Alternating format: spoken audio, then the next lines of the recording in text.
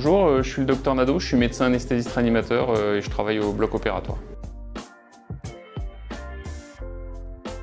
Le protoxyde d'azote, c'est un gaz anesthésique qui est très ancien et qui est utilisé depuis de nombreuses années pour entretenir l'anesthésie au cours de l'intervention chirurgicale. Il y a 2 ans, la SFAR a édité des recommandations pour avoir une pratique anesthésique qui était plus vertueuse sur le plan environnemental.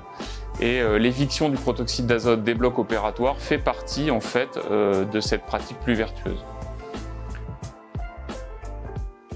La durée de vie dans l'atmosphère du protoxyde d'azote est très longue, on dit que c'est 106 ans. Donc si on utilise du protoxyde d'azote pour endormir un enfant, eh bien en fait, le protoxyde d'azote qui a été utilisé au moment de son anesthésie est toujours en circulation dans l'atmosphère quand l'enfant est devenu un adulte, puis un vieillard, puis est décédé. Et donc l'accumulation du protoxyde d'azote dans l'atmosphère, participant de gaz à effet de serre et au réchauffement climatique, l'arrêt de son utilisation permet d'autant de diminuer en tout cas notre impact environnemental.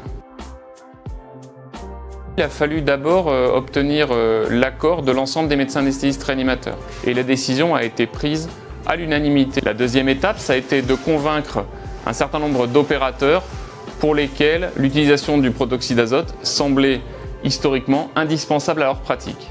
On a fait valider la suppression du protoxyde d'azote par la commission médicale d'établissement.